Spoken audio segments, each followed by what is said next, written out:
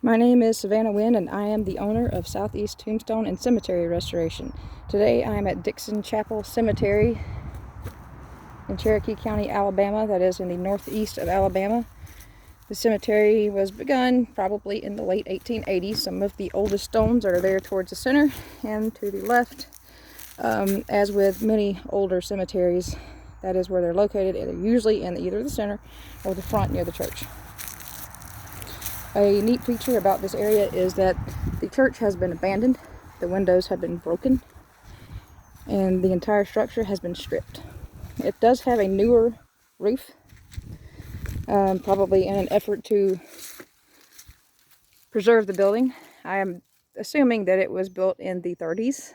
A few things are giving me that feeling. Number one is that there are a lack of fundings, very much a lack of fundings. The foundation of the building has failed, and there's cracks all around it. There's also wood heat inside.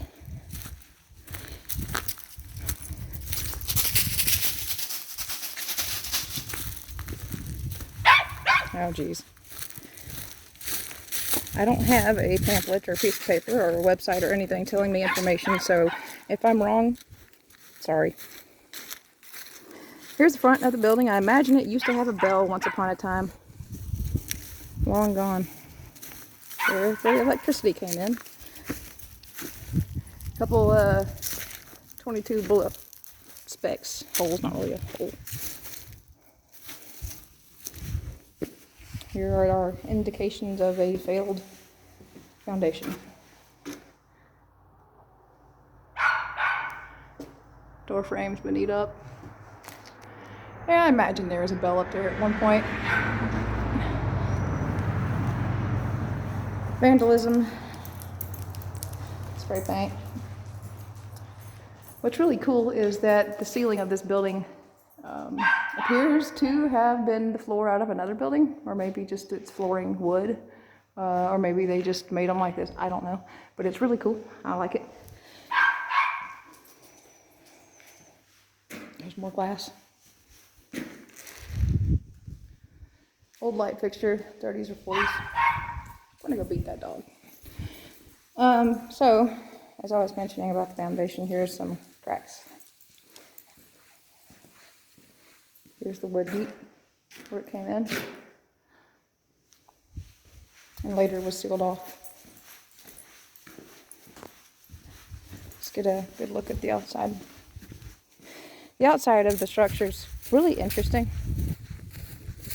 The supposed bell tower, or mimicry bell tower, I imagine it had a bell in it because it had some vents up there. Maybe that was just for air circulation. But anyway, it's quite wide.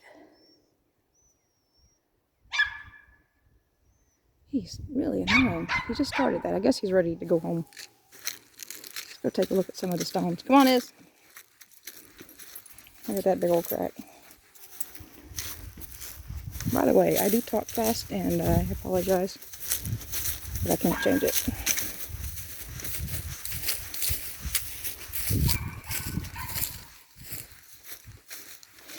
Most of the stones in the cemetery are Georgia gray granite out of Alberton, and also Georgia marble out of Tate. This is Georgia marble. Excuse me, this is Georgia granite. That is Georgia marble. Georgia marble has a coarse grain. It's fairly white. It does have a lot of gray, well, marbling. That's where the term came from. Granite is gray, lots of mica. This is little bitty black specks. This one has no polish, so it looks quite different from stone that does have polish. That's what this looks like. Polish makes it look darker. And no, it does not come polished. I have to polish it. And yes, people have asked me that. So here's a good example. This is the most elaborate stone in the cemetery. Bullen is the name on it. It's missing the top. Probably had an acorn or something up there. It's Georgia marble. the most fascinating monument in this cemetery for me is this one. And the reason being is that it was imported either from Italy or Vermont. I'm assuming Vermont. And for a family to import a stone in the 1880s is quite unheard of. It's neat. That was very expensive back then. It would be very expensive now.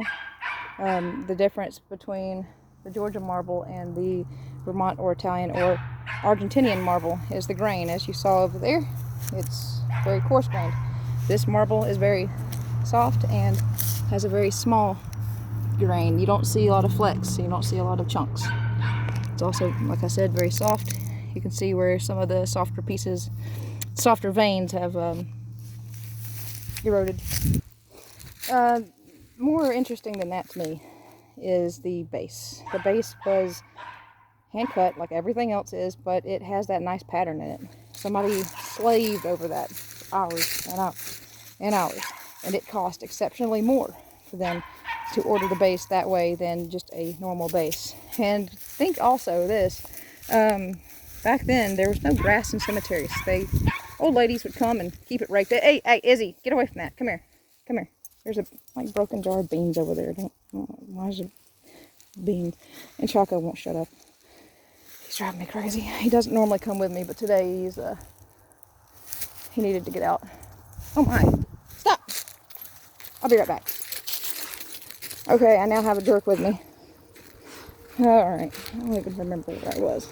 So anyway, considering that Northeast Alabama was so rural back then, having a stone imported like that was expensive, time-consuming, and a labor of love, really.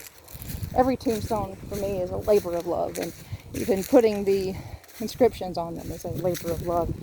You just can't go out there and effectively and beautifully inscribe a tombstone unless you love what you're doing. It'll turn out looking like crap because you don't care. I found that it takes a special person. I'm not saying I'm special, but I love what I do. As with most cemeteries, like I said, mostly Georgia gray and Georgia marble. There are a few mahoganies, and I think there's even a